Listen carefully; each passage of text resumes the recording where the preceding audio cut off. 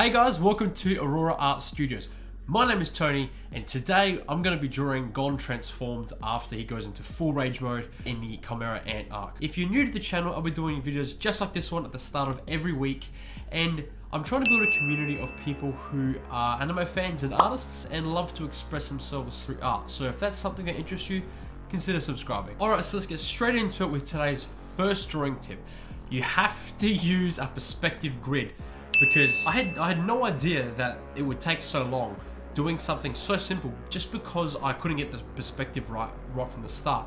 So like I said, use a perspective grid. Now it's something that's very easy to do. All you can do is you can go on Google Images, find yourself a perspective grid image and put it in the background if you're using Photoshop or any digital program. Or what you can do is with Photoshop, it actually lets you create a grid line of its own. I don't know exactly how to do it. I've done it before. What I would do is I'll leave a link down in the description of how you can do that. Now, if you're just using pen and paper, easiest thing to do is just get a ruler and just measure out a grid line. So it's perfect in case you're trying to do a certain perspective with your artwork. When you're doing a one-dimensional artwork, it's very simple. If you're just front on, or if you're just looking at the rear, or if you're just looking from the side, very simple. You don't really need a perspective grid line. But sometimes when you're doing a two-dimensional, like when you're doing the front and kind of the side together, like I was doing, depending on how extreme you want the drawing to be, you definitely want to use a grid line, because I didn't realize it would have affected me this much throughout the artwork, but it really did. Because of that, it took me way longer than it should have, especially considering it was such a basic drawing. I got there in the end and I'm pretty proud of it. Another cool tip is when you're using reference, or if you know you're going to draw a character or some form of artwork in a similar way from the original artwork, if it's an iconic scene like this one where Gon does transform, his iconic pose is him looking at his arm, looking all muscly, all built, which is really cool, and it really brings out a lot of the aggressiveness in him. Right, it's a completely different look on him, completely different view. So it's a very important moment in the series. So the way I wanted to change it up a little bit was to keep him in that iconic pose, but have it change perspective, right? And the other thing I did was I turned his head around, which we know from watching the scene over and over again that he does. And you'll see throughout the image that I'll have a reference of his face turned, right, just so I can get the face looking correctly. I think I really nailed the face. It looks really cool. I did add extra crease lines on his face to make it look like he was really frustrated or angry. So it changes it up a little bit from the original artwork. Now that's a cool kind of tip, because I feel like sometimes people just recycle the same images over and over again, and it gets really annoying to me when I see old types of artists, drawing the exact same image, right, of the same character without any form of original take on it, right? So change it up, man. Change it up a little bit, even if it's not a lot. I didn't change it a lot. All I did was turn the head and I changed the perspective slightly. It's not big. You all think it's exactly the exact same scene from the anime and from the manga. A little bit of alteration that gives it the originality, and it makes it seem like it's something that you actually worked on, right? Because a lot of these other artworks, they just seem like they're art studies where someone's just literally copying and pasting the art on it. And I see these all the time. There's a lot of Dragon Ball Z Dokkan Battle ones where people literally just copy the exact artwork and then just draw it themselves, with different shading. But it's the same thing, and it looks it's just so boring, just spicing it up a little bit, just get a bit more going. It doesn't matter what you do, just take something that's the same and turn it a little bit different, right? It gives it a little bit more pizzazz. It challenges you as well, because changing something that's so iconic, like this scene for one, which, man, I love the Hunter x Hunter series, especially the Chimera Ant arc. So it was big for me to do this. Now, it was so hard because I didn't know how to portray Gon in this scene, because it's such an iconic scene, such a big and important scene in the anime, and it's a big growth moment for Gon. How he changes from a kind and soft individual who cares a lot, who's very big in his heart, to someone who wants to absolutely kill someone because of pure anger.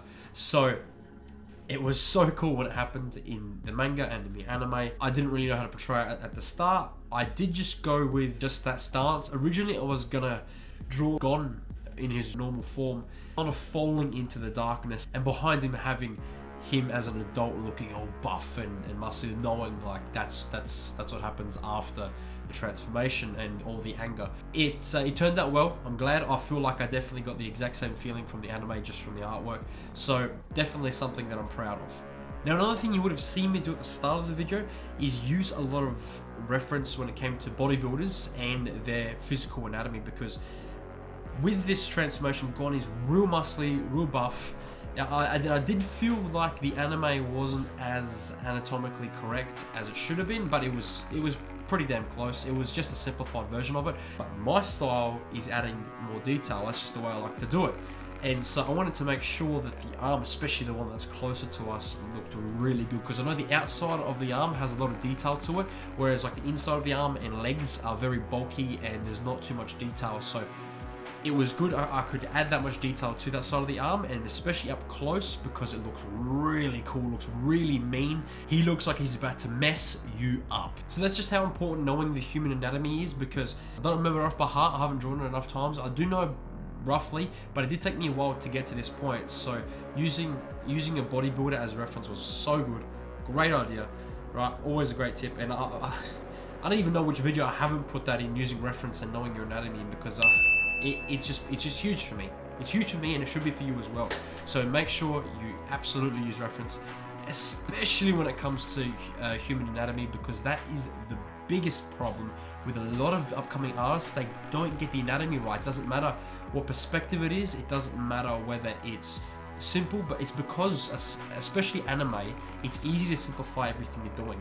And so what it does is it restricts people from going further into depth with detail. So something that people have to wake up from. They have to make sure they get the detail right, because a lot of the big anime artists, like, they know all their anatomy. They know how to draw. They've been doing it for years. You know, they didn't just go and start drawing cartoons and that's how they became amazing. No, they know exactly how to draw everything. They know the anatomy. They know how to draw things in perspective, or at least use grid lines to help put everything in perspective. They know all the tricks of the trade. So why aren't you doing it? Exactly. You have to do it. I got taught that in art school as well. You have to stay on top of that, right? Make sure you know your anatomy. Make sure you use everything to your advantage to improve the look of your artwork and your own artistic skills, right? Make sure, you know, why would you restrict yourself? Don't.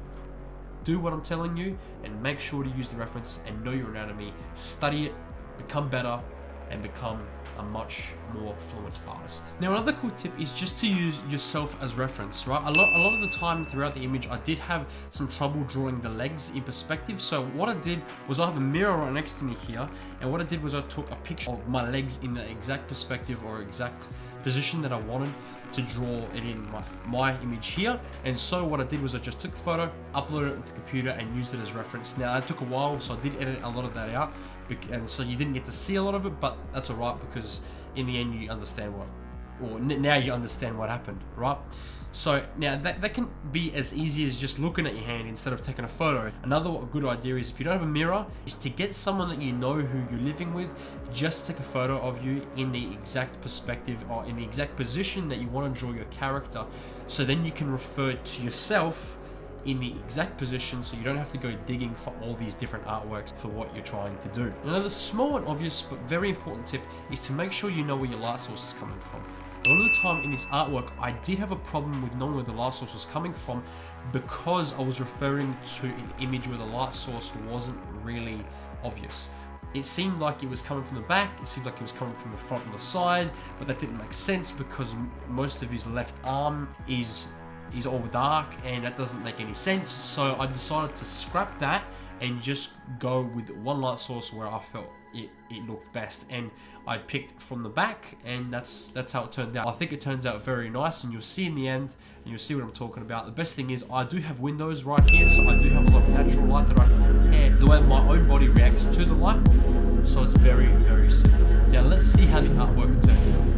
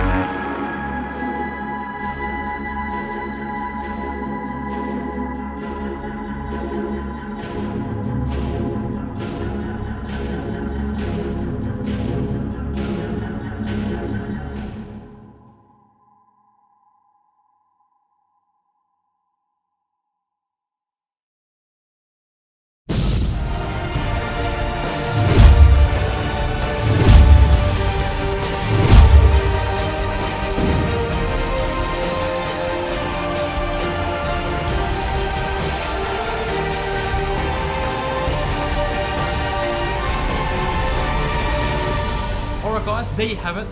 There's the artwork. Now I think it looks great. I really do. It's simple, but it really gives off the exact feel that I was going for, where it's right in the middle of the scene of the anime. It's really menacing, and I love the aura. It makes it look like the aura is almost melting off him, which is really cool. Now, the way I actually did that was use a few brushes, which I've mentioned in the past. But yeah, I used certain brushes. I lowered the opacity, the layer of the brushes, so it wasn't too overwhelming. But I think it looks really good. Now, let me know what you guys think of the artwork in the comments below. And if you give me a tip on how to improve my art, I'll pin your comment in the comment section below. Alright guys, that's it for today's video. If you liked the video, give the video a thumbs up and consider subscribing. I'll catch you guys in the next video. See ya!